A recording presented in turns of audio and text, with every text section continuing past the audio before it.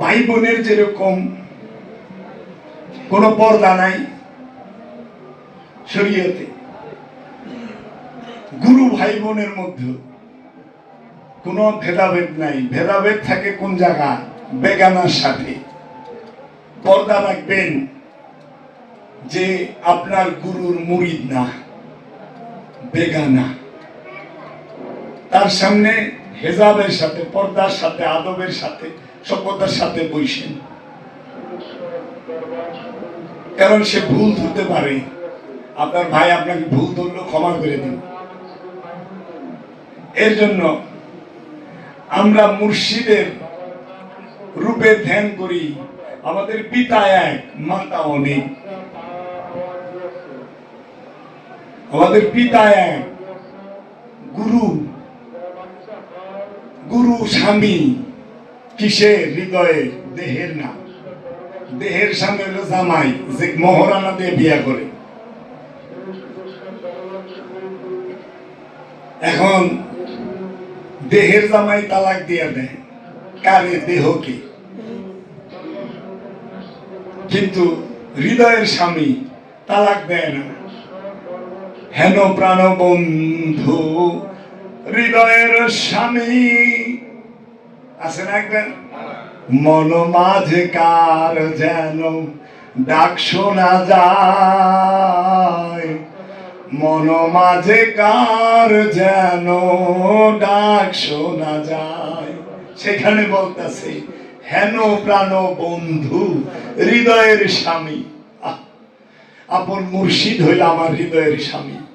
আমি কিন্তু প্রতিটা নর নারী দৈহিক ভাবে সবাই কিন্তু নারী। যে খান্নাত যুক্ত নফস সে নারী, বন্ধন যুক্ত নফস নারী।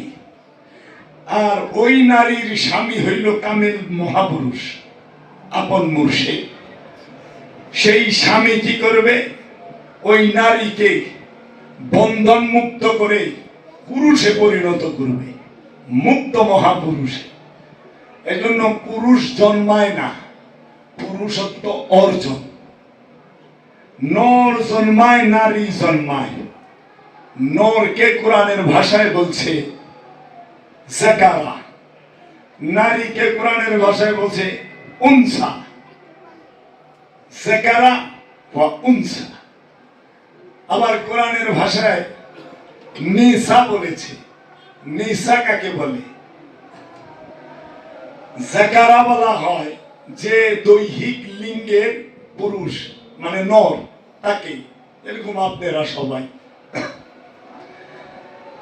আবার নেশা বলা হয় যে দৈহিক স্ত্রী লিঙ্গের অধিকারে, দৈহিক গঠনে নারী, তাকে বলে উনসা। মানে নেশা কারে কয়? যে নফস খান্নাস রূপী শয়তান যুক্ত, সে হইল নিসা। এজন্য সূরা নিসা পড়বেন, দেখবেন সবচেয়ে বেশি হুকুম আহকাম নিসার মধ্যে। জমি বন্টনের কথা সূরা নিসা। স্বামী স্ত্রীর মিলামেশার কথা, নর নারী মিলামেশা, ওটা নিসার মধ্যে, সব নিসার মধ্যে। কেন? বন্ধনযুক্ত নফস, বন্ধনযুক্ত মানুষই নেশা। আর বন্ধন মুক্ত মানুষ হলো রিজাল। তাহলে কি পাইলেন? জাকারা উনসা, নেশা রিজাল।